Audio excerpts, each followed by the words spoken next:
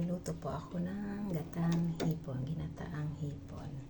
Ayan po yung aking mga sangkap, garlic, onions, luya, siling pahaba, tsaka yung hipon, at may onting asin, at syempre ang ating ginisa flavor mix.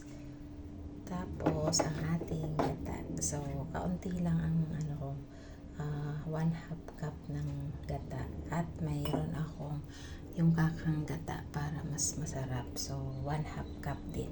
So, start na ako magluto. Tara, samahan niyo po ako.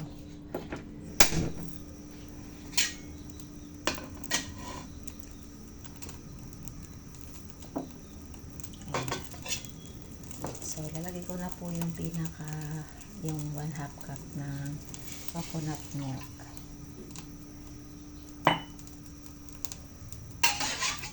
Ilalagay ko na ang ating bawang, sibuyas, luya, at saka yung sili.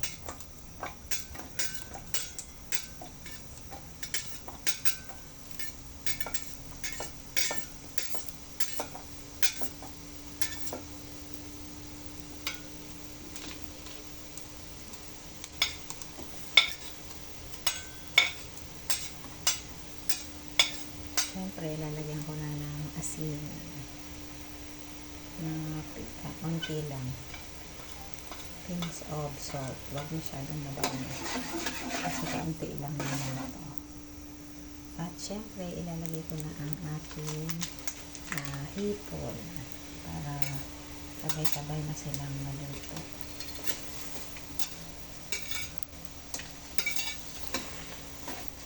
Ayan.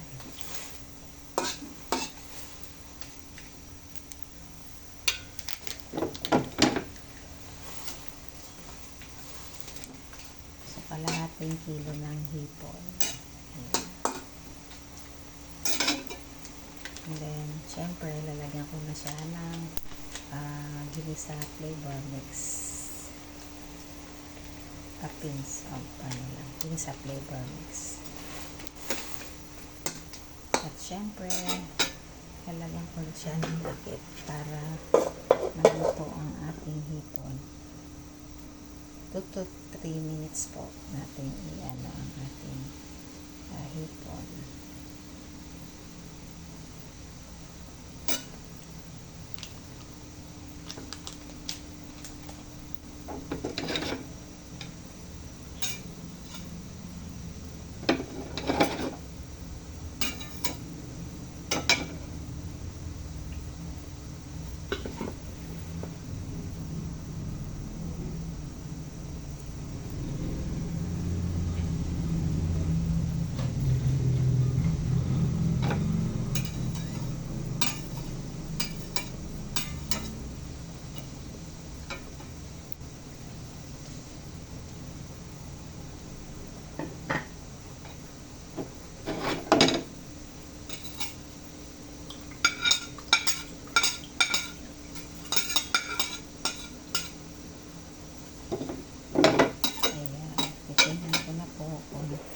Ayan po yung ating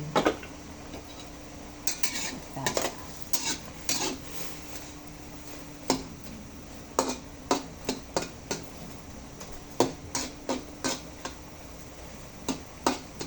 Ayan, masarap po dito may luya para ano po yung lansa ng ating hipon.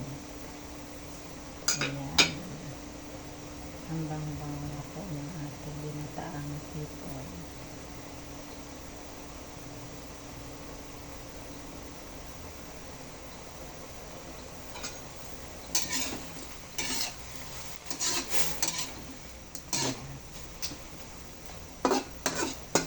Dapat patuyuin natin yung pangalawang to ng niyog. Ayan.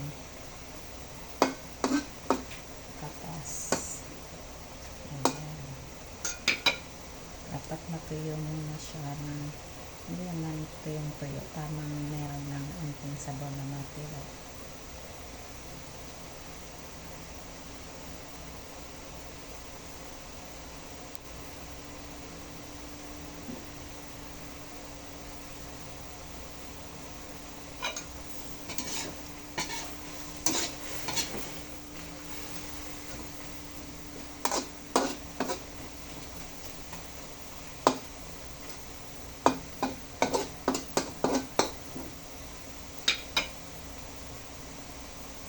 Siyempre, ilalagay ko na ang ating kalahating tasa na kakaanggatalin first katasto ng milk para magmantika na siya.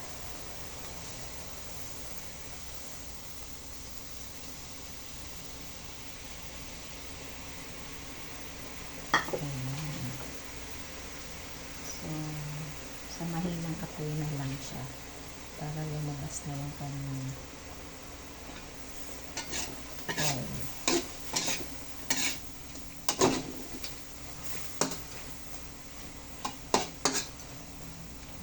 Tapos masyadong tuyong-tuyo para masarap may sabaw, malasa.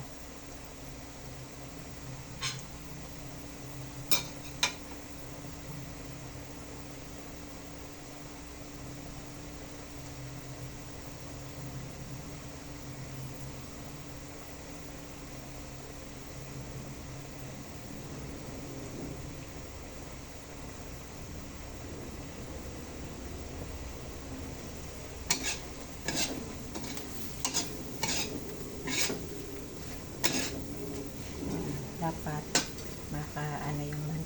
niya, parang nagmamantika. At wag naman masyadong tuyong-tuyo pala. Tamang may sabaw pa rin. Kasi malasa ang sabaw nito. Ayan, ang bango-bango na. Sarap dito sa kanin.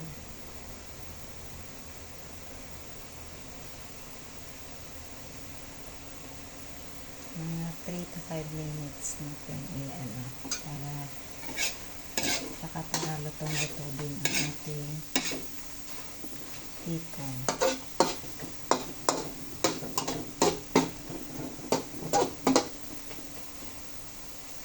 Ayan, ready to serve na ang ating gatang hipon. Tikman ko lang ng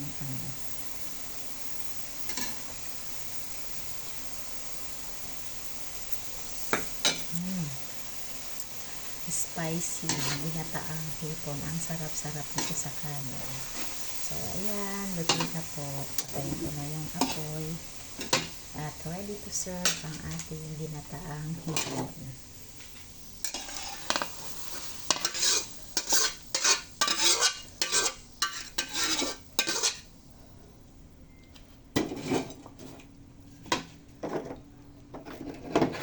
Ayan na po ang ating ginataang yummy hipon.